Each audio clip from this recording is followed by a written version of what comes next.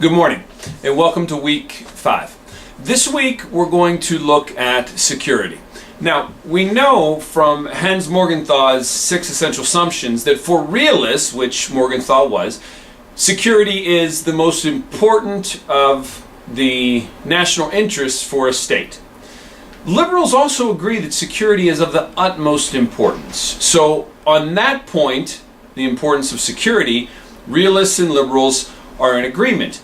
Where do they differ, as realists and liberals always seem to do, is in how best to achieve security. The realists have 2 options when they see a threat arise. The first is to balance that threat. And we've spoken, when we talked about power, we spoke about the different balance of power equations that have been part of the international system throughout history, and we talked about multipolarity, bipolarity, unipolarity, and then Richard Haas's idea of possibly nonpolarity in the 21st century. So we know about power and we know about poles of power. So if you're a state and a neighboring state or a state in your region or maybe just a state in the international system grows in power and you see it as a threat, your first option for realists is to balance. That's generally for strong states. The other option is to bandwagon. I'll leave you in chapter 10 this week to deal with balancing and bandwagoning, to be able to tell the difference between the two, and then to use that knowledge to apply it to the context with which we've been looking through all of our theoretical lenses, the Middle East.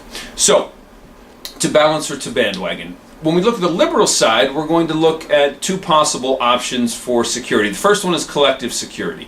And when we talk about collective security, the perfect case study is the Cold War, when we had a bipolar world. And that bipolar world was represented by 2 states, the United States on one side and the Soviet Union on the other. But in relation to those 2 states, there were collectivist security agreements on both sides. The collective security agreement of the United States and of the West was called NATO, the North Atlantic Treaty Organization. NATO still exists today. In fact, the intervention last year in Libya was led by NATO. On the other side, you had the Soviet Union-led collective security pact or agreement called the Warsaw Pact. Now, when the Soviet Union disintegrated, so did the Warsaw Pact. So that collective security agreement faded away. But the idea is that a group of states bound by the same ideals and bound by a commitment to protect each other can provide security better than a state can provide it on its own. So, in the case of NATO, France was more secure by aligning itself with the United States and with other Western countries against the threat of the Soviet Union than it would have been on its own.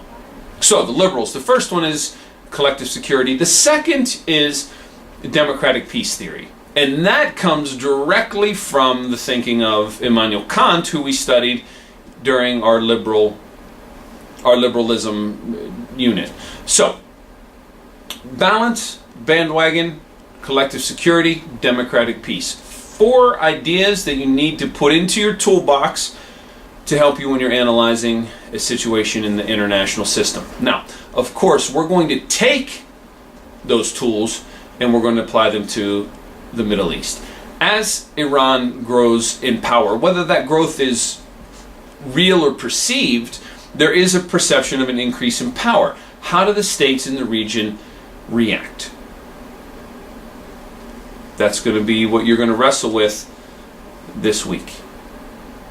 Finally, as we head towards a confrontation between Iran, Israel, possibly the United States, it's instructive for us to take a look at the evolution of war. And so your situation brief this week deals with war, the old theoretical structure that we use to understand war, and now possible changes to the way we view conflict in the international system. And 2 names that you need to know. One is Clausewitz, who represents the old way of thinking, and the second one is a man named Martin van Creveld, who in some ways represents the new way of thinking. Now, when you think about a possible conflict, and if you listen to the comments of Prime Minister Netanyahu of Israel this week, it seems like Israel is preparing for some sort of military action against Iran. If that is the case, and we hope that it is not, but if that is the case, what will that conflict look like? And you're going to be introduced to a non-state actor called Hezbollah when understanding the changing face of war. You will also be taken back to a conflict between Israel and Hezbollah that highlights the conflict between the way that Clausewitz sees war and the way that Van Creveld sees war. So, a lot to do this week.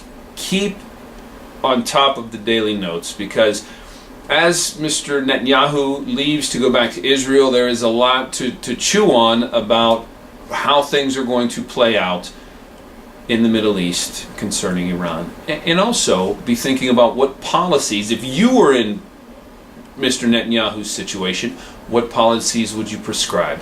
If you were in Mr. Obama's situation, what policies would you prescribe? If you're in Iran's situation, what policies would you prescribe in the face of the increasing tension? It's a scary time, really, quite an unsettling time in the Middle East, but also for our educational experience, it's a fascinating case study of the interplay between states and the international system. So, with that, I say have a good week, and I will see you online.